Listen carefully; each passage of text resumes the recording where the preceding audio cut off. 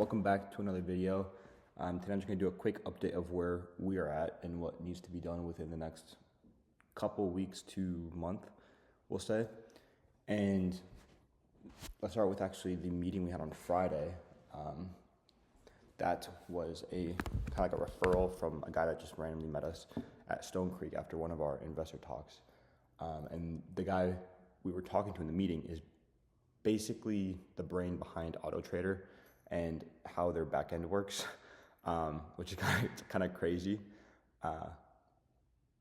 His name is Andy, and he was telling us about his story, his journey, what things he went through, which is very similar to us in the fact that he started creating web pages. This was in like 1996, something like that, maybe even before that, when like it was just coming out.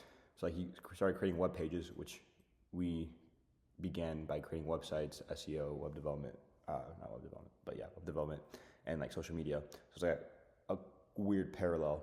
And then he went into helping out with car dealerships, having one idea in mind, and then a car dealership asking him to kind of connect all their dealerships. So basically, if there's 10 dealers and each one has 10 cars, total there's 100 cars.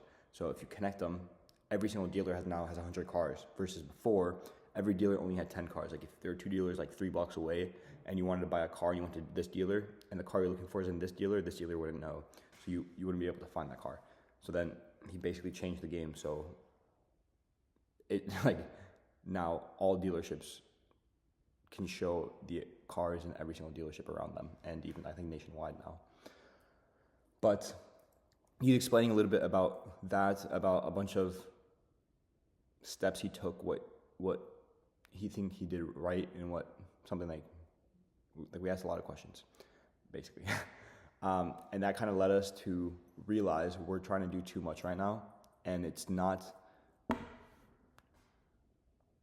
more beneficial to do less, to do something right now, fix one problem right now or two, but and get feedback on it ASAP, because then we'll get people behind us as soon as possible and people that will actually use what we end up creating.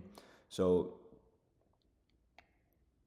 even though it still felt like the analogy of like creating a bookstore before you create Amazon. Amazon started as a place to buy and sell books. I don't remember what it's called, but basically that. And now it's Amazon. And in my mind, what Amazon, like what our future is in that realm, is not what we were doing anyways. So it felt like it was doing something smaller to something bigger after. But even that, I guess, is too big, and we've realized we need to narrow it down even more and just do one use case, solve one problem, and do it right, get the feedback, and then start building off of that.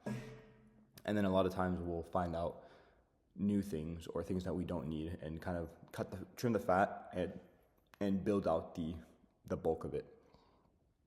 So yeah, that was very helpful. There's actually a really good insight he gave, was never let the user dictate how your platform will look or what it will do, because you're always going to know it best. However, at the same time, make sure to always keep an ear out, always iterate. Like, let's say if they want a feature added, always add it, because it's basically free ideas for R&D, research and development. So basically, if he was giving an example of how this one, like let's say there's two dealerships.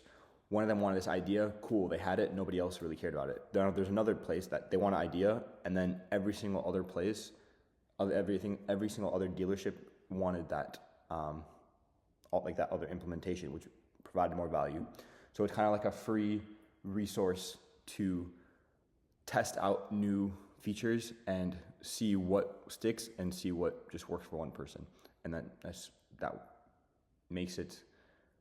that allows you to grow in a better direction, because you're following what people that you're serving want. And when I say don't do what they tell you, it's more of like a design. Don't understand their problem and then solve it in a way that you know you could solve it.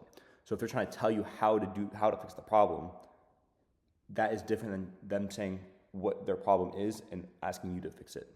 So if you're a designer of the product or the programmer or the creator of the product, whatever the product or service is, you will always know it better than anyone else. And if you don't, you should probably know it. But there will be a lot of times where someone will give you a problem that you didn't think about. And implementing that will help you become more successful and provide more value. Let me think what else, what other takeaways we had from that meeting. Really the biggest things were,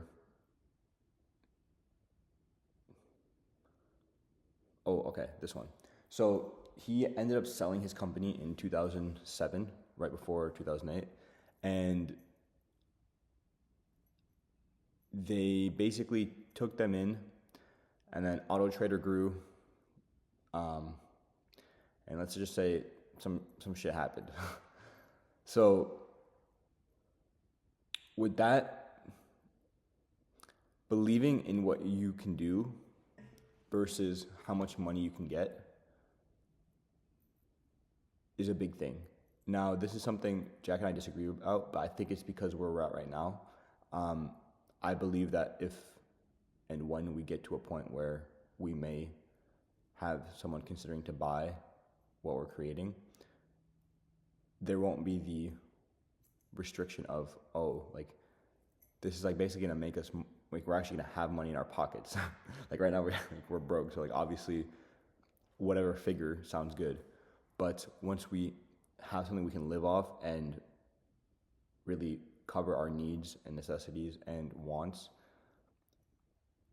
even without that, to be honest, on my end, I just would rather keep it because I want to build something and I know where I want to take it. I don't want another entity to take what we built and turn it a different way or the wrong way. But I don't know. Those are my thoughts. Anyways, that's all I have for you guys today. I'm going to be working on building property deals out, the miniature version, MVP, I guess you can call it. I like that term though. But anyways, drop a like, leave a comment. Tell me about any problems you're facing right now if you got to this end of this video. All right, peace.